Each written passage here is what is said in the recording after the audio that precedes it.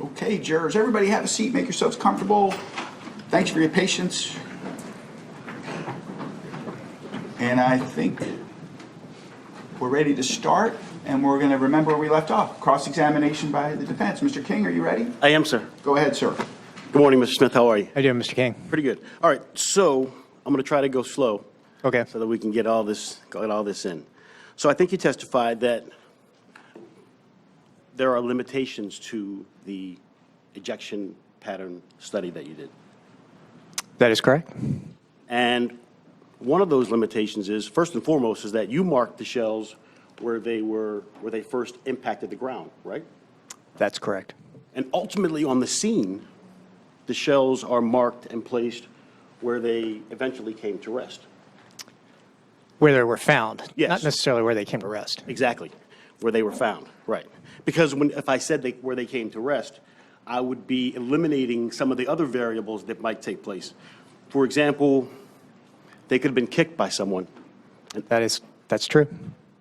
And probably the most important variable about the shells where they are found is when shells are expelled from the firearm, they bounce, correct?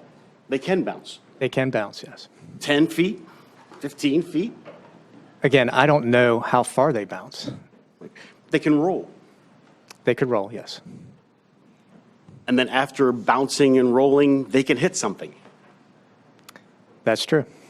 Or when they're ejected, and as we saw in the video that you showed for the jury, sometimes the shell can get caught, as it's being extracted from the gun, it can hit the gun itself, and that changes the trajectory of where it might land, correct? That's correct. As the shell is being expended from the firearm, it can hit the shooter, which causes it to bounce in a different direction. That's possible. Depending on where you're holding the firearm, it may hit you, yes. And so that's talking about the end result. But even before that, there's limitations in what you can tell based on, for example, in this case, I think you testified that you used the brand ammunition that Officer Raja used that night, correct? That's correct. But you tried to get the actual rounds, didn't you? I did. And you were unsuccessful. That's correct. And the reason why you wanted the actual rounds is because the makeup of the powder and the pressure created by the powder are sometimes unique to the lots of the bullets, correct? That is true. And so if the pressure changes, then the distance of the ejection can change. Right. The pressures might be slightly different, but the ejection may not be tremendously different. But that's one of the differences. That's one of the limitations and one of the changes in why you want to use the same bullets, correct? That's correct. In addition to that, and I think you mentioned this on direct in some way, that the grip that the officer used when he fires can change the trajectory pattern. That's correct. If you use a loose grip, the ejection might be not as great as opposed to holding the pistol firmly. And you don't know what type of grip Officer Raja used that night, do you? No, I do not. And you don't know if he fired the weapon from a midway between 90 degrees and proper shooting? I do not. Or the opposite way? I don't. And those things change the trajectory, correct? Or the pattern of the casings? Right. So that's why we built the uncertainty in with our measurements for variables. You put the platform at 55 inches, I think you said? Yeah, the pistol's at 55 inches in height. And that's because I think you're 5'8"? I hope. I'm a little bit taller than that. All right. Officer Raja is... That's what I keep telling people. Me too, believe me. Officer Raja is over 6 feet tall. And that changes the trajectory of the cartridges when they're expelled, correct? Right. All these variables have an influence on how far the cartridge cases might fly. And it's for that reason, and the variable, I think the greater variable of you don't know what they do once they hit that first point. You cannot place him in a certain place. That's correct. I don't know the environment. I don't know where they're going to end up. I can't predict where the eventual resting spot will be. Okay, and so turning to the trajectory, you said that there are limitations in that, correct, as well? That is correct. And when you did your evaluation or your, I guess, or your study of the log itself, you were trying to determine what happened to the bullet once it entered the log. That is correct. And from that, you connected the 2 points, That's correct. and you were able to determine how the bullet entered the log, and I think you described it as Drifting. drifting, whatever, okay. And, however, you don't have, you didn't have the benefit of knowing where the log was in space, correct? That's correct. In other words, you can tell, if we use this water bottle as an example, you can tell the horizontal way the round came in, correct? And then the vertical. I know the horizontal and the vertical of the trajectory itself, but I don't know where the log is in relationship to the scene. Okay. And you can't point to any empirical study that talks about there's only a 3-degree variation in bullets that hit wood for your difference of. That's not true. Actually, I mentioned it earlier. Mike Haig, I spoke of earlier, did a study on the accuracy and precision of measuring trajectories, and he looked at, that's what he was trying to analyze. How accurate are we when we do this? So yes, I would say there is. But did that talk about a bullet that hits a log? I would have a log. I would have to go to his father, who did a study in recreating shots, and he shot into wood, and he actually highlights the drifting. That wasn't the part of his study, but he did notice the bullet does drift within the wood. But my point is that they mentioned, I think you said earlier, they talked about a 5%.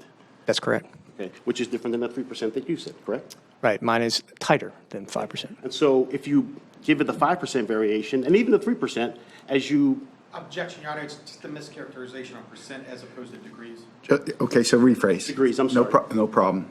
And so if you take the 3-degree variation as you back out, it gets exponentially wider. It's not exponentially, it's a linear. Well, in terms of three degrees as you back out of it, so it gets, the cone widens as you. That's correct. Pull away. And the picture that he showed earlier was about 15 inches, correct? Yes, it's not very far from the tree. And so as you back out of it, it gets linear. Yes. Linearly. Yes, it expands in a cone fashion. Right. And 5% is greater than 3%. Degrees. And 5 degrees are greater than 3 degrees. And as you get wider, that space becomes wider, correct? That's correct. Right.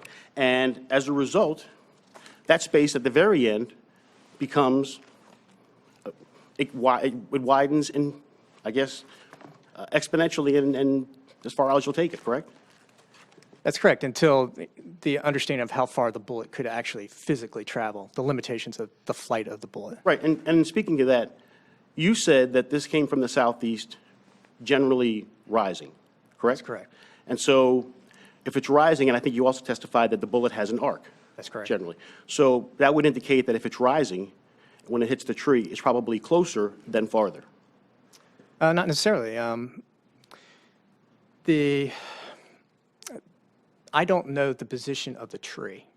I just had the log. So I'm looking at the trajectory. So I'm describing that as originating in an upward, slightward upward angle.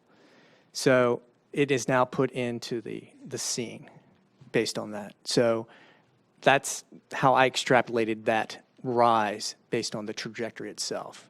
Now, as far as distance, if I'm holding the pistol and I'm close, it depends on how I rotate my wrist. I can make it downward, I can make it upward. But if I'm very far away, and if I were to hold the pistol and it was to shoot straight, it would eventually create a small arc and then go downward.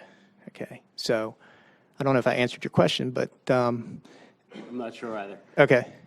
I guess the question that I'm asking is, technically, speaking from what you know and the experience that you have, bullets arc. That's correct, they do arc. And they arc. The closer you are, the more the rise. Well, it depends on the sighting. the sight's on the gun. So if you're closer, yes, it's going to arc upward for a short distance, and then it'll start to trail off and come down. As you get further. Right. That's fine. That was the question. Thank you, sir.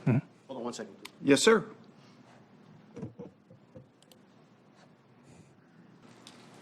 No further questions. Any redirect? Yes, sir.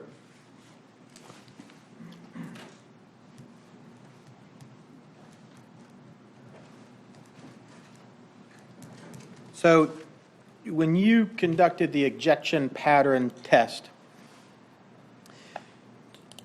you have this built-in error, is that correct? Yeah, it's part of our standard operating procedures to do that. And so it incorporates those things such as very minimal pressure differences. Pause. Sustain, just rephrase. So would it incorporate things such as minimal pressure differences between ammunition? It doesn't. We're only talking about this Winchester ammunition and how it performed. I can't speak about all the other lots and different types of ammunition, but the ammunition that I used. Does the fact of whether or not the defendant is a firearms instructor have anything to do with your analysis of the ejection pattern test? No, it wouldn't. But this error builds in all the things that we talked about before to give you a range of where you expect casings to land. Is that accurate? That's correct, where they're going to land. And so the best that you can say is that everything being equal, from where the casings are found, you expect the shooter to be in front and to the left, going towards the direction that that shooter's firing. That's correct. Can't pinpoint exactly where the shooter's at. You can't. And when we talk about trajectory, defense talked about the rise in the log. You remember that? Right. Do you know whether or not that tree, before it became a log, was standing perfectly vertical? Or maybe, sometimes as trees tend to do, have a little bit of an angle to it? I don't know the profile of the tree. That's correct. If the tree has a bend in it, that would translate the expression of the trajectory. That's correct. So the only thing you look at is, here's the entry point, here's the bullet. Let's find out the trajectory coming out of there. Is that accurate? That's correct. And you don't know, as you testified before, where the actual shooter is in that cone of trajectory, correct? I don't. So you don't know whether or not the shooter is standing exactly level ground to that tree, do you? I don't. You don't know if the shooter is standing on ground that's higher than where the tree is located, do you? I do not. You don't know where the shooter is standing on ground that's lower, do you? I don't. And you utilized a 3-degree of error in your trajectory cone, is that correct? That's correct.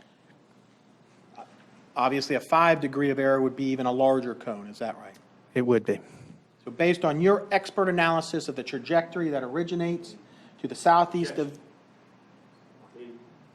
Rephrase. Go ahead. based on your expert analysis of the trajectory that originates to the southeast of the tree, is there a larger area as we get further away of where the shooter could be positioned when firing that round? Yeah, there's a larger area which that shot could have originated as you get further and further away. And so is it fair to say that trajectory alone cannot tell you exactly where that shooter was positioned? It cannot. Nothing further, Your Honor. You may step down, sir. Thank you very much. Did we collect all the evidence? Great. And at this time, ladies and gentlemen of the jury, you're a smart group, so be ready. Here's what's going to happen right now. So all this time, we've been on the state side of the case, right? The state's been calling all their witnesses. And sometimes to accommodate witnesses, we've had people, out-of-town folks and weather issues and all sorts of things going on. So right now, so make sure you put a line on your pad, we're going to switch over to the defense side of the case. Okay? So to accommodate them, they're going to call a witness now, And then we're going to come back to the state side of the case until they're finished, which we expect to be relatively soon. So, right now, Mr. Richardson's making his move towards a podium, and the defense is going to call their first witness. Who is it? Dr. Philip Trompetter. Dr. Philip Trompetter.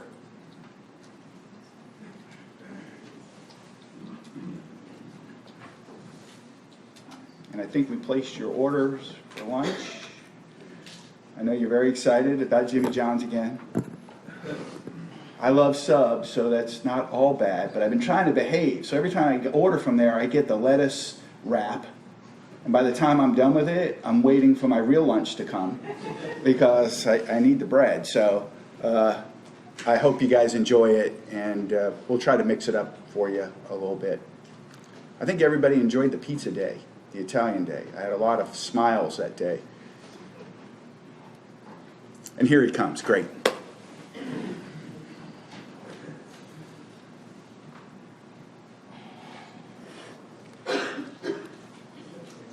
And doctor, come on up. Thank you for your patience. You're going to come right out to the middle where Deputy Dunkley is, and when you get there, you're going to raise your right hand and face Mr. Clerk for me. Do you solemnly swear or affirm that the evidence you're about to give will be the truth, the whole truth, and nothing but the truth? Terrific. Now you're going to have a seat right up here. Watch your step. And the chair swivels and it rolls, so get it where you're happy and comfortable. But more importantly for my purposes is if you grab that microphone, the whole base moves, everything, and talk directly into it. It's a unidirectional microphone. And then tell us your full name and slowly spell it for us, please. My first name is Philip with one L, Philip. Middle initial is S, and last of Trompetter, Tromppetter. Great. You may proceed. Thank you, Your Honor. Good morning, Doctor. Good morning, Mr. Richardson. Would you tell us your profession, please? I'm a police and forensic psychologist And where is your office located? in Modesto, California. Did you come to Florida yesterday from Modesto to Yes. testify in this trial? Yes, sir. Thank you. I'm going to go into your background, but could you please explain what you mean by police and public safety psychology? What you mean by that? I'm a traditionally trained clinical psychologist, a licensed psychologist, and a few decades ago, I started to become involved providing services to police and deputies and to their agencies. And it was a burgeoning new specialty in psychology to provide services to law enforcement. And so as a police psychologist, I have provided confidential counseling to police officers and deputies and their families. I have done what are called pre-employment psychological evaluations, which at least in California are required for a police officer or a deputy to be hired.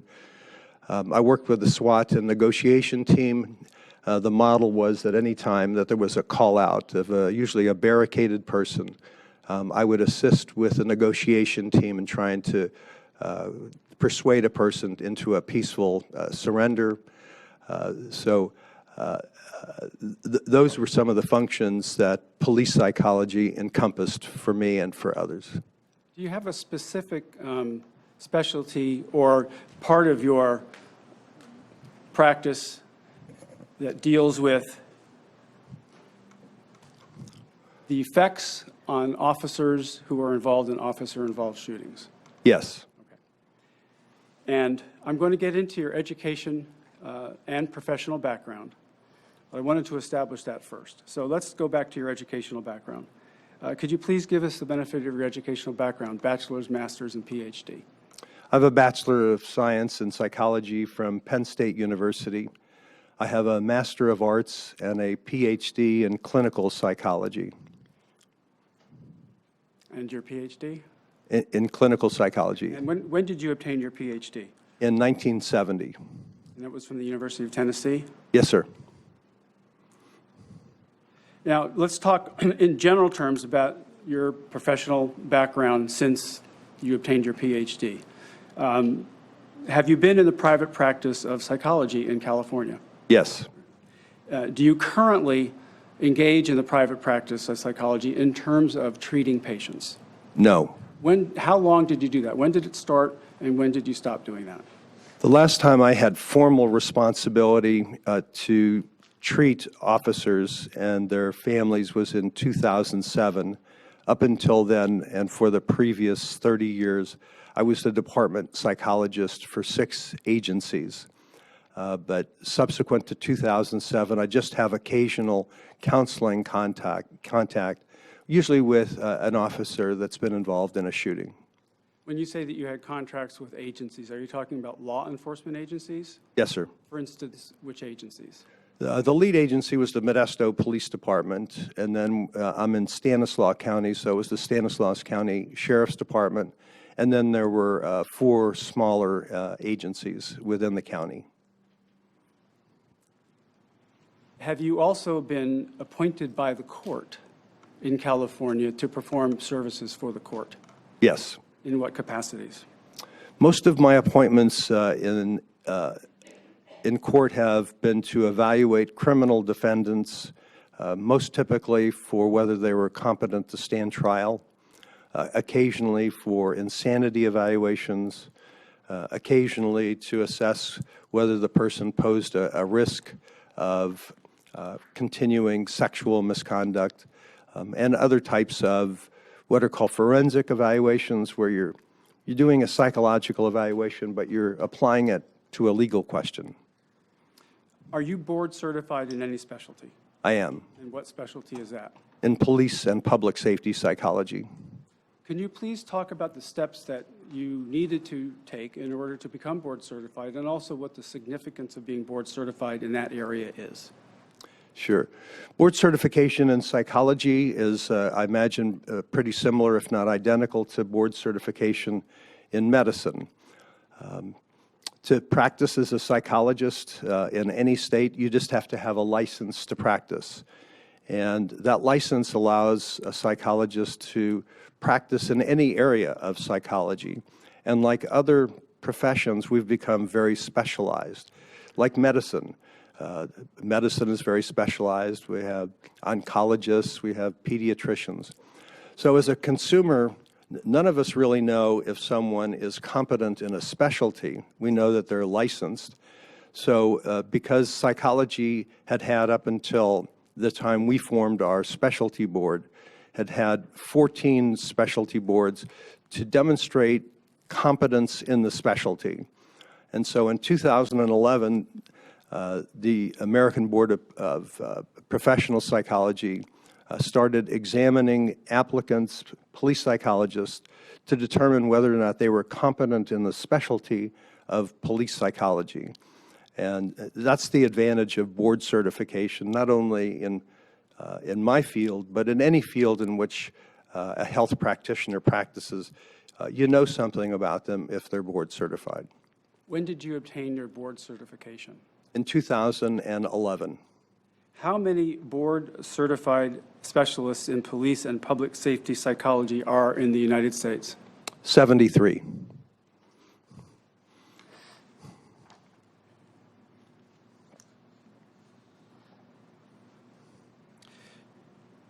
You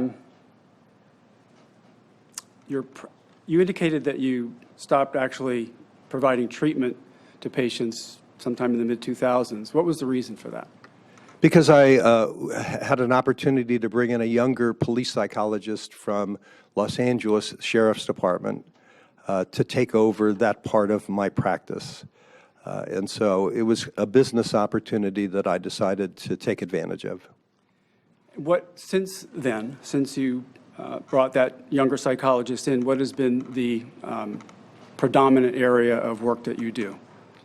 Well, the predominant area of work that I do is in this forensic work with evaluating criminal defendants and testifying.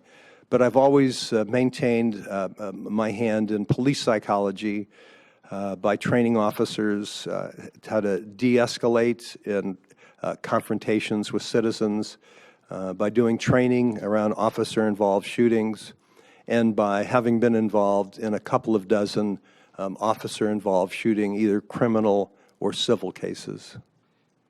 In your capacity as a contract psychologist for the various law enforcement agencies that you talked about, did you have an opportunity to conduct debriefings of officers after they had been involved in officer-involved shootings? Yes. How many times over a period of 30 years did you have an opportunity to do that? I never kept account, so I have said before in other trials that I have debriefed or talked to officers or deputies after a shooting. I've probably talked to between 350 and 500 officers or deputies. And have you maintained, or have you continued to do that even since you turned over the practice to the younger psychologist? I have, not as frequently, but I continue to get calls from people to debrief them. Let me ask you about some specific things that you've done. Were you ever employed by the Modesto City School District as a school violence consultant? Yes. And can you tell us when that was and what the nature of your job was there? You know, I don't really remember when it was. My best estimate is that it started in the late 1990s or early 2000s. It was after there had been a number of school shootings, most notably Columbine. And Columbine, at least in my area, excuse me, became a watershed event, and our local school district wanted to be sure that the school staff was prepared to notice people that might be prone to commit a school shooting and to have a threat assessment protocol. So I helped them develop that. Have you been on the board of directors of the American Board of Police and Public Safety Psychology? Yes. And what does it mean to be on the board of directors? That's the board that board certifies me. I was the original, what's called the National Chair of Examiners. So I arranged for all of the examinations of the first 50 applicants to be board certified. And then I became the president of that board, and my term was up, I believe, on December 31st, 2017. So I'm the immediate past president of that board.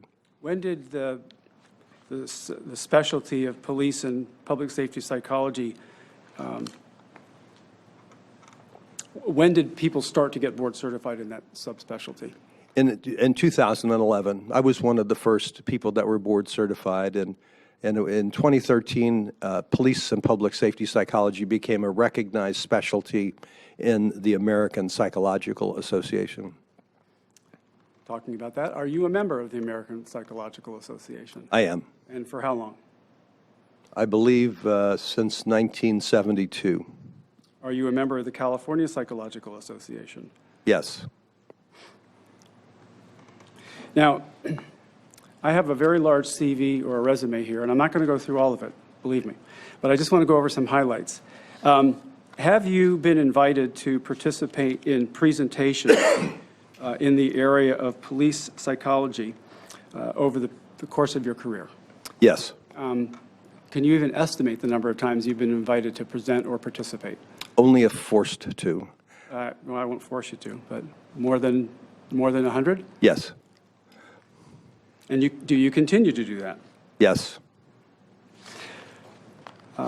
What are some of the presentations, if you can recall, some of the presentations that you have given that relate specifically to what we're talking about here, officer-involved shootings? I have a presentation that I've done which is specifically around officer-involved shootings. It's a day-long workshop for other police psychologists that have had no experience with officer-involved shootings. And it was also for a group of forensic psychologists. So that workshop, and I've done a number of other workshops that didn't take a full day, but they were specifically around officer-involved shootings and some of the issues that I assume that you'll have me testify about this morning. Have you presented at the FBI Yes. on this subject matter? I've presented on issues related to officer-involved shootings, yes. Have you also been involved in continuing education, in other words, continuing to learn and understand this area of psychology? Yes. And do you continue to do that up until the present? Yes.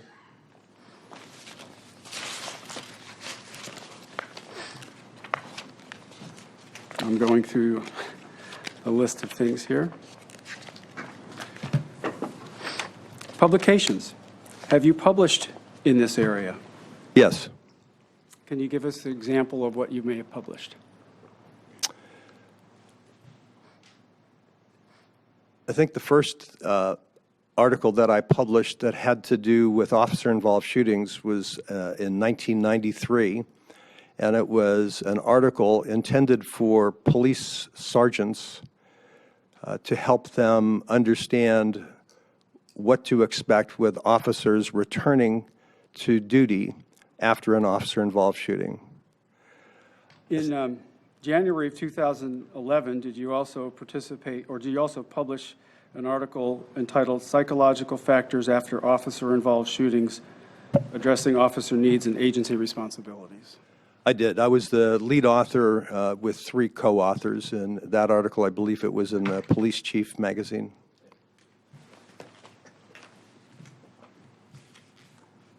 Now, in addition to participating in between 350 and 500 debriefings of officers after they have been involved in officer-involved shootings, have you also studied the literature and science of this field?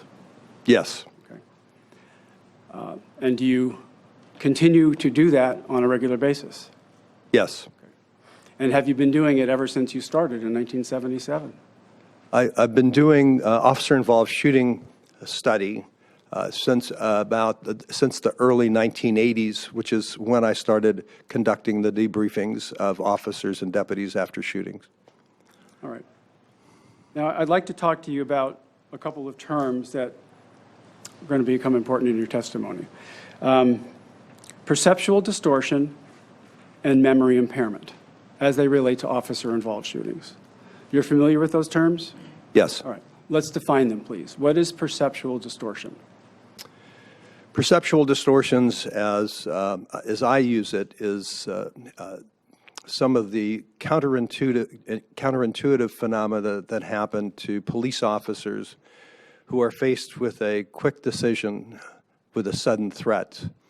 And what happens to them is a variety of disturbances in their ability to see accurately, their ability to hear what's actually occurring, and it could be any disturbance actually in any of the 5 senses, because I've had occasions where I've had officers experience perceptual distortion about feeling concussion on their chest from a gun that was never actually fired. How is that possible?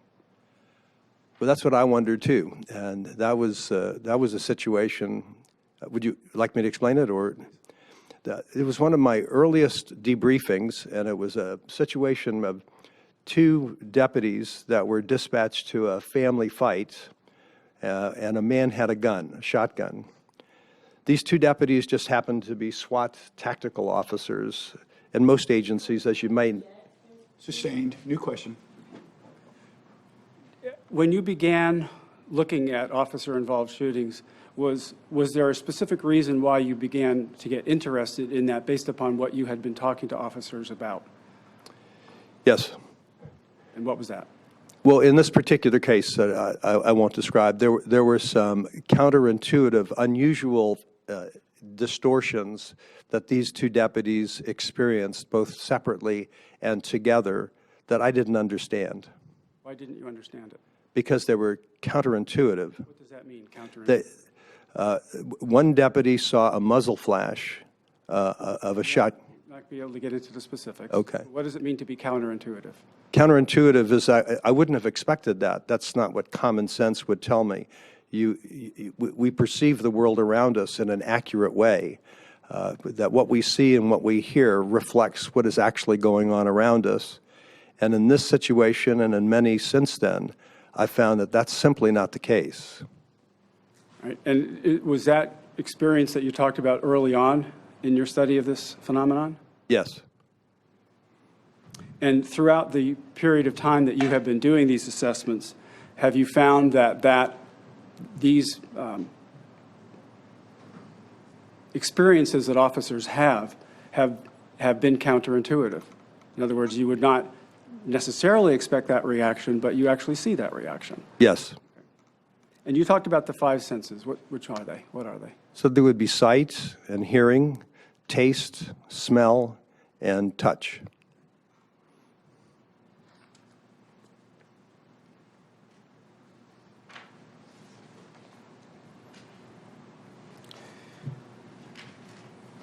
Is there a common misperception that you have found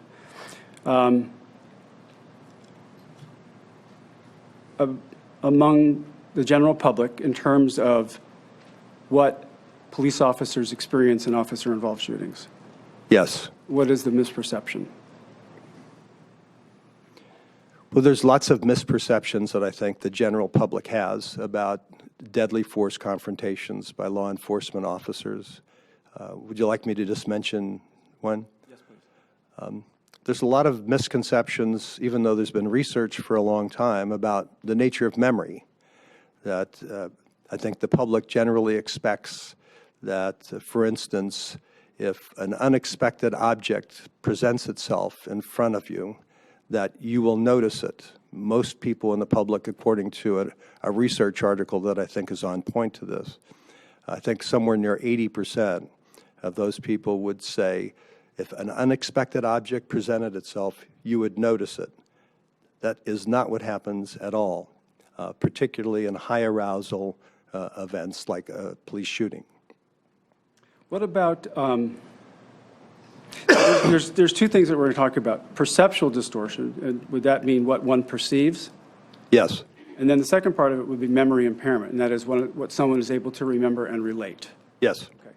So in terms of the perceptual distortion, what are the things that you have found through your practice and study of the science are the common distortions that officers involved in officer-involved shootings have?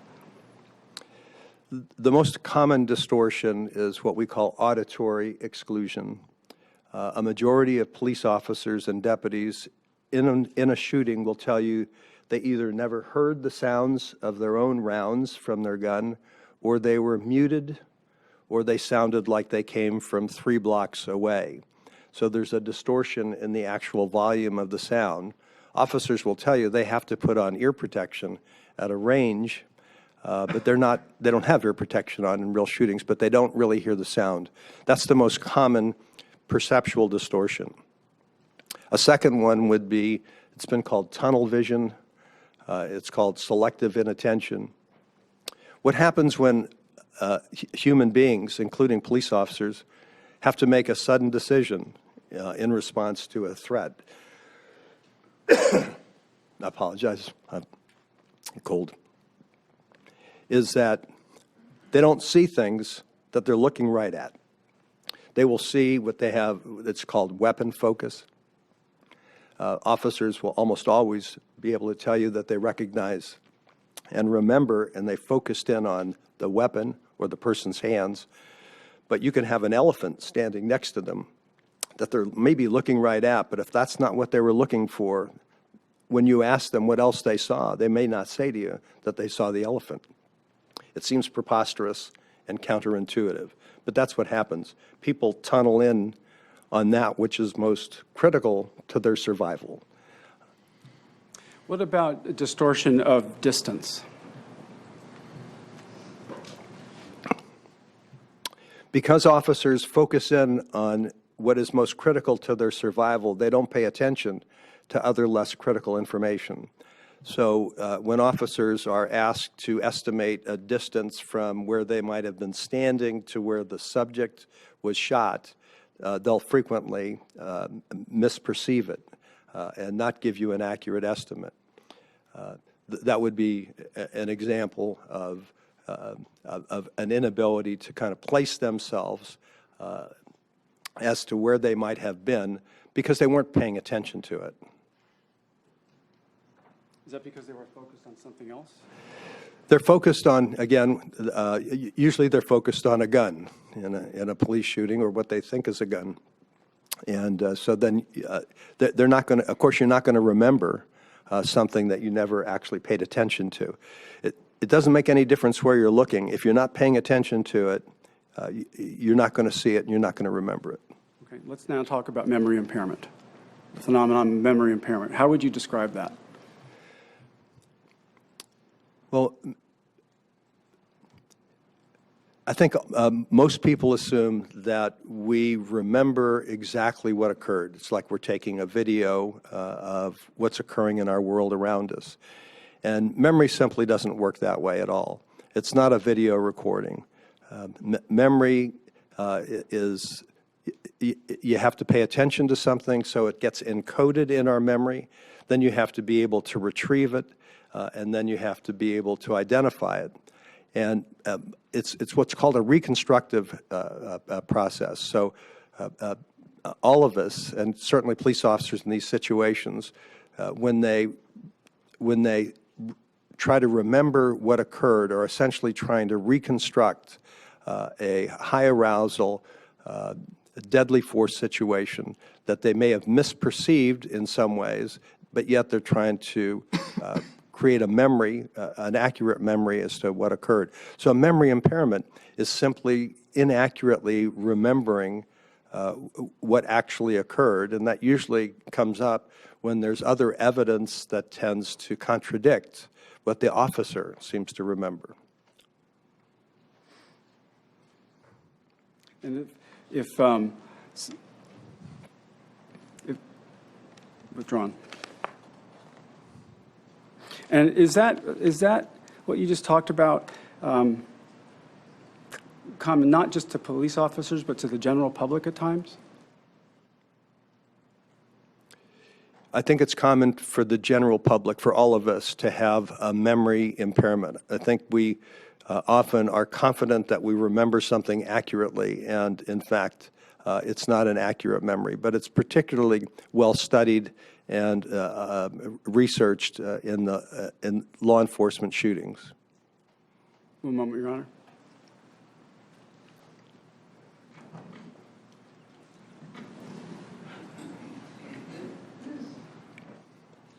Thank you, Your Honor.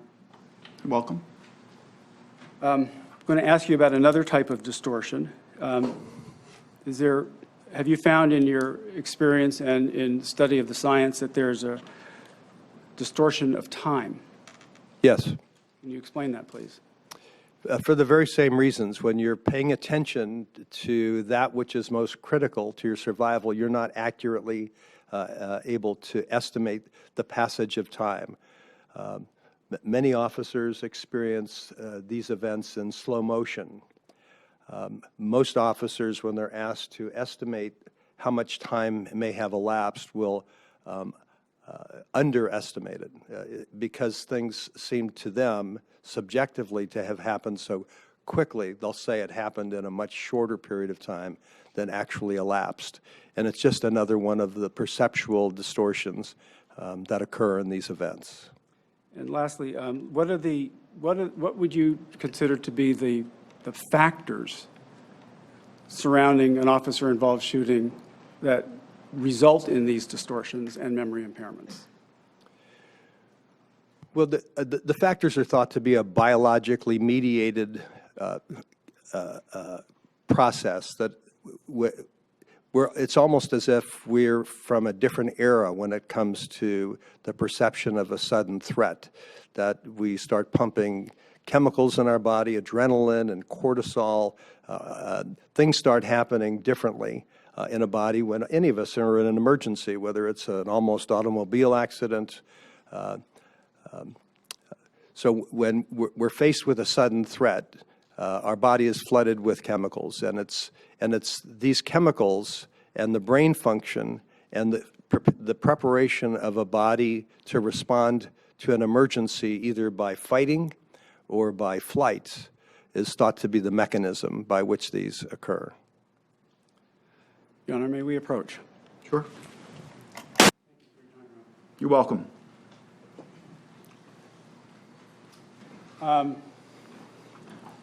Let me ask you this question after I take a sip.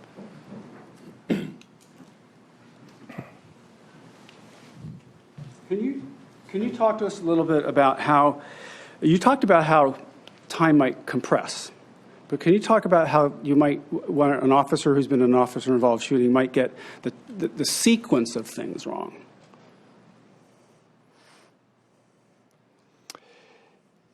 It's not uncommon for inaccurate memories to occur as a result of an officer-involved shooting, so that I think everything that an officer is remembering is subject to this phenomenon. I can't think of any specific research findings that talks about sequencing, but I can talk about clinical situations where I've actually talked to officers where the sequence was wrong. So I just always attribute that to the memory impairment and the mixing of what the officer believes that they remember with some past events or maybe something that they've read, and it gets mixed up unintentionally to where that the sequence that they report is inaccurate or not consistent with other findings.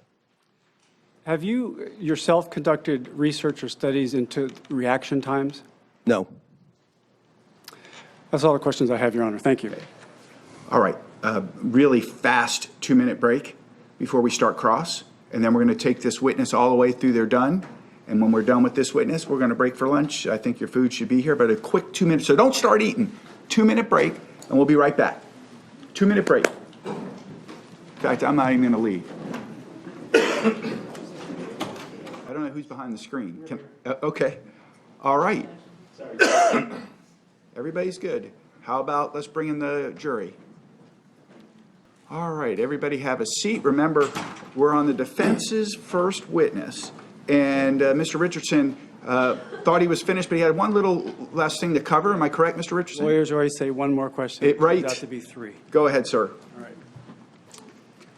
All right, Doctor, you were first contacted by the defense to become a consulting expert in this case. Is that correct? Yes, sir. Okay. And I believe that you were contacted in late 2017. Is that right? Yes. Okay. And you obviously are being paid for your services, correct? Yes. Okay. What is your hourly rate? $425. $425. Okay. And what about, do you have a set rate per diem? In other words, per day? Like, for instance, yesterday, to travel from Modesto to Florida and testify here and then travel back. Do you have a set per diem rate? Yes. What is that? $3,000. Do you have an understanding of how much you have billed and been paid to date? I have a general understanding of how much I have billed before coming yesterday, and it was in the vicinity of $7,500. Thank you very much. No further questions, sir. Ms. Cox, cross-examination.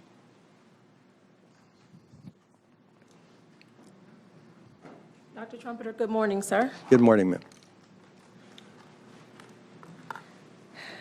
Dr. Trumpetter, moments ago on direct examination, you mentioned such terms as time, perception distortion, in addition to auditory exclusion, tunnel vision, and memory impairment. Is that correct, sir? Yes. And you offered those, do you call them phenomena? What's the term that you use to describe them? Phenomena works. Okay. You offered those phenomena as a way of explaining why police officers involved in officer-involved shootings get things wrong sometimes. Is that about right? Well, that's one of the reasons that they get things wrong. Okay. And so as you're sitting here today in this case, you're not able to apply any of that phenomena to the facts of this case, are you, sir? That's correct. Okay. And so you have not evaluated the defendant in this case. Is that also true, sir? Yes. You testified that you have evaluated 350 to 500 individuals or police officers post-officer-involved shooting in your career. Is that right? Yes. And yet, in this case, there was an officer-involved shooting. Is that right? Yes. To your knowledge, you're aware of that. Yes. And you said that you've been paid over, at this point, $7,500. Is that right? Yes, And you've been on this case since November of 2017. Is that right? yes, Yet in all that time, you never evaluated the defendant in this case to see if any of that phenomena applied to the facts that we're here for today. yes.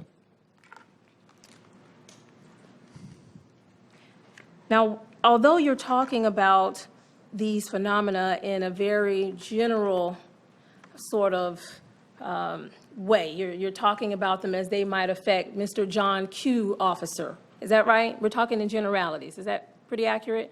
Yes. But the purpose of your testimony is to explain why this defendant did what he did or said what he said. Is that right? Well, I don't know if that's the purpose of my testimony. The way I think of the purpose of my testimony is that because I think the general public misunderstands what happens in these situations, if there's discrepancies between other evidence and what an officer says or perceives, I think it's often thought that that officer is being intentionally deceptive. And I think that the testimony that I'm bringing to bear is that there may be other explanations. Do you think that the general public is unable to, I don't know, distinguish between deliberate deception and a real distortion? Do you think the general public is unable to distinguish between those, sir? Well, I'm unable to actually make that distinction, so I think that all of us have trouble making that distinction. People make calculated decisions to withhold the truth every day. Would you agree with that fact? I would. And people pretend certain things are a certain way, maybe just to make themselves look good. Would you agree with that? I would. Even as young kids, or if you have children, or if you've been around children, you know that even children tell lies to sometimes get out of trouble. Would you agree with that? I would. And so there is a difference between deception and distortion, right? Right. Okay. And would you also agree that police officers may tell lies to avoid certain consequences? Yes. They're human, just like everyone else in this courtroom. Is that right? Yes. And you are not qualified, as you sit there, to distinguish between statements that are inaccurate because of deception and statements that are inaccurate because of distortion, are you, sir? Unless I have some countervailing evidence to suggest otherwise, I can't make that distinction. So as you sit here today, that answer would be no. Is that correct? Yes, ma'am. And you never attempted to determine from the defendant himself if he experienced any of the distortion phenomena that you speak about today. Is that right? In the cases that I've been involved in, sometimes attorneys ask me to evaluate their client, and sometimes they just want me to come in and testify as to the science. In this case, I was not asked to interview the defendant, so I didn't. Okay. So since November of 2017, as you've been consulting with the defense on this case, you were never asked to evaluate the defendant. Is that correct? Yes. And so since you did not evaluate him, you have no opinion to offer this jury as to what type of experience he was having and what was going on in his mind at the time that he pulled the trigger in this case. Is that correct? Yes. And just to be clear, you are not rendering an opinion that in this case, any inaccuracies in any statement that he made is attributable to memory or perception distortion. That's correct. Because you don't know for sure if he experienced any of those. Is that right? That's right. Would you agree that high levels of stress, when you talked about stress a lot, they affect memory and perception regardless of that high level of stress involves a shooting or not? Yes. So stress, everyone has had stress in their life. Stress can affect your perception and your memory regardless of what the cause of it is, right? Yes, to varying degrees. And you would agree that most adults most of us have experienced very high levels of stress at some point in our lives. I'd just be guessing. Would you agree that most adults may have experienced some type of a memory or perception distortion at some time in their life? I would agree. And this may sound like a silly question, but stress affects the memory, perception, and attention of police officers in the same way that it affects everyone else. Is that right? Yes. But if you were to apply the science and the phenomena that you spoke about, sir, you would be asking the jury to hold an officer to a completely different standard, would you not? Well, but I think the different standard, Counselor, is that we're talking about a deadly force confrontation. That's a different level of stress than just ordinary stress. This is when you see your life in danger or someone else's life in danger. And I think the evidence that I'm aware of is that the perceptual distortions, the attentional difficulties, and the memory impairments are substantially higher. I'm glad you brought up that point of the threat, the deadly threat. And so the science that you speak of, it presupposes that there is an actual threat, does it not? Yes. Okay. And so if someone is lying or pretending or make-believing that a threat is there, then your science would not apply. Is that accurate, doctor? Yes. Would you agree that emotions and memory are sometimes related? Could you rephrase? Yes, our emotions, can they sometimes be related and affect our memories? Yes. Emotions like fear is an emotion, is it not? Yes. How about anger or rage? Yes. And frustration. Those anger, rage, they can sometimes affect how we perceive things and also what we recall about those things. Is that right? Yes. And a person can respond inappropriately in a situation due to their emotion. Yes. Person can even experience a momentary loss of control based on those same emotions. Is that right, sir? Yes. Is a police officer capable of experiencing a momentary loss of control based on emotion? Yes.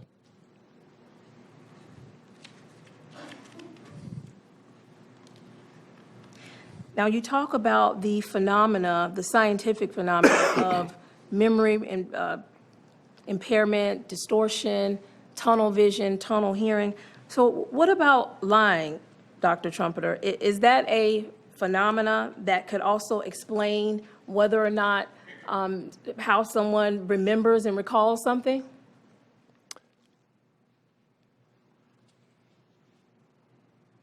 I'm having trouble with the question. One can lie. That doesn't necessarily mean that their memory was impaired. They're just telling a different set of facts than what was true. They're telling a totally different set of facts from what is true. Is that how you would define a lie? Yes. Okay. And so, And an intentional deception. an intentional deception, Yes, which is ma'am. totally different from a distortion. Yes.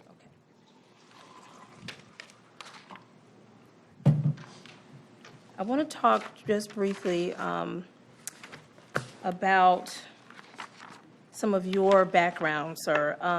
You mentioned that your background is in clinical psychology. Is that right? Yes. And as a clinician, one of the things that you do is treat and, assess and evaluate people just to determine if they are suffering from any type of psychological impairments. Is that pretty accurate? Yes. And that's what you obtain your undergraduate, your master's, and your PhD in, right? Clinical psychology? Yes. Now, in that role, as a clinical psychologist, you are responsible for, the overall mental health diagnoses of someone. Would that be accurate?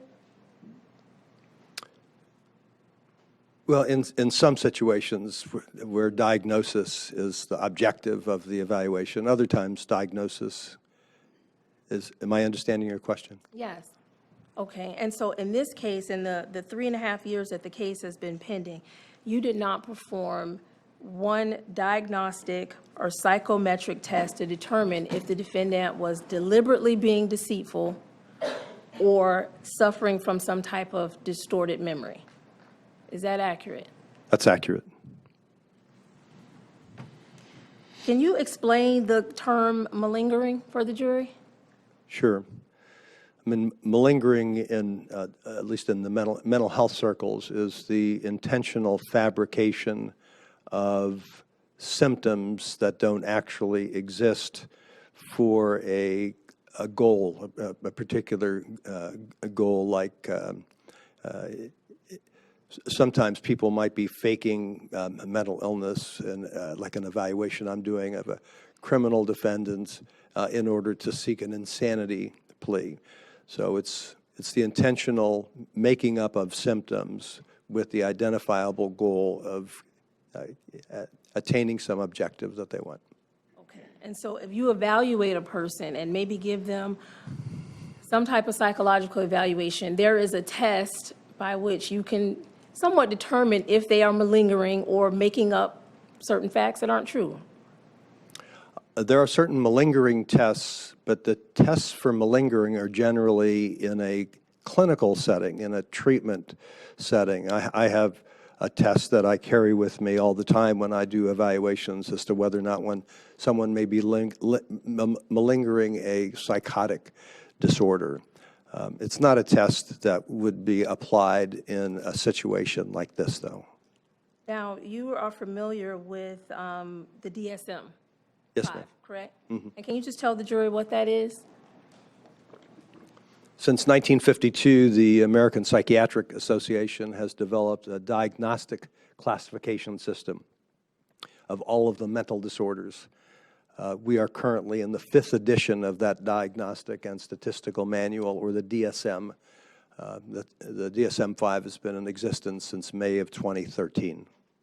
And doctor, would you agree that there are literally thousands of tests used by psychologists to determine all types of psychological disorders in that DSM book? I'm not aware of psychological tests being in the DSM, but there's hundreds of different diagnoses, and indeed psychologists do have lots and lots of tests to apply to an evaluation of someone to determine if they have a mental disorder.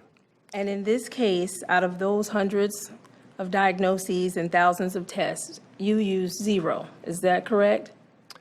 I use 0 because I wasn't doing a clinical evaluation. I wasn't evaluating for the presence of a mental disorder, so DSM, I'm sure, never even came into my thinking. Well, let me ask you, are you familiar with a term called selective amnesia? Yeah, well, vaguely, I'm familiar with it, yes.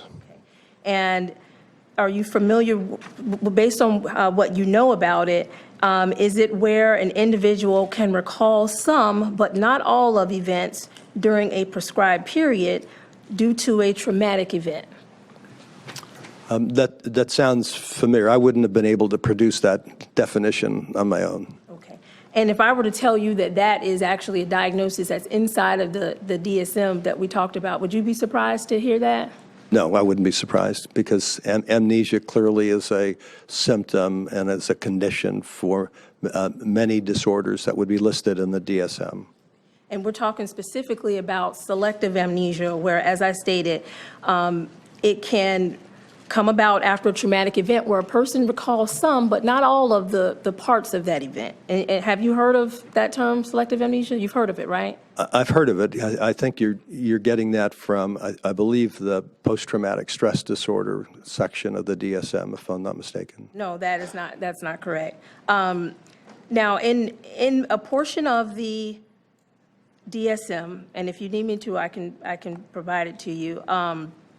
It talks about feigned amnesia or fake amnesia. Are you familiar with that term?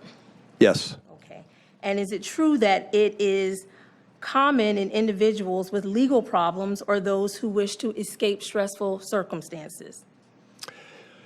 You know, I don't know if common is the word that I would choose, but it certainly is something that we always have to be mindful of when we're evaluating someone in the criminal justice system that has would have some motive to fake or feign a symptom or an absence of a symptom. And where it talks about individuals with legal problems, would you agree that being charged with manslaughter is a legal problem? Yes. And again, there is no psychometric test for you to tell what really happened on the night that the defendant shot and killed Corey Jones. I agree. And you were not asked at any point to determine if he experienced any of the phenomena that you spoke about earlier. Sustained. One moment, Your Honor. Sure.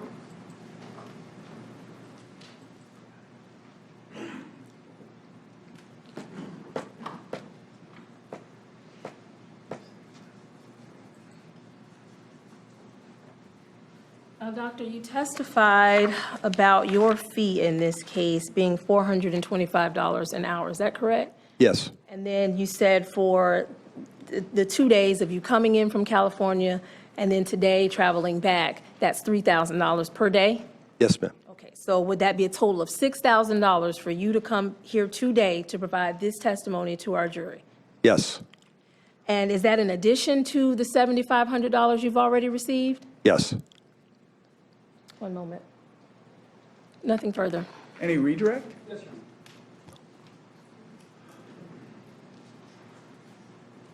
Dr. Tromper, were you asked by us to come and help explain to the court and the jury common misperceptions that the public has regarding what officers face and the consequences that they suffer from officer-involved shootings? Yes. And have you done that? Yes. And that was the purpose of your testimony? Yes. Thank you. All right. Doctor, thank you very much. You may step down, sir. Thank you very much. All right, so jurors, lunchtime. We're right on the money. See, a little early. And so I think the food should be there. Right, Dunk? Yes. All right, so the food will be there. And then I'll say we gather up around 1:05. The deputies will, if you want to get outside, take you out. You know the drill. So enjoy your lunch. We'll start back up at 1:05.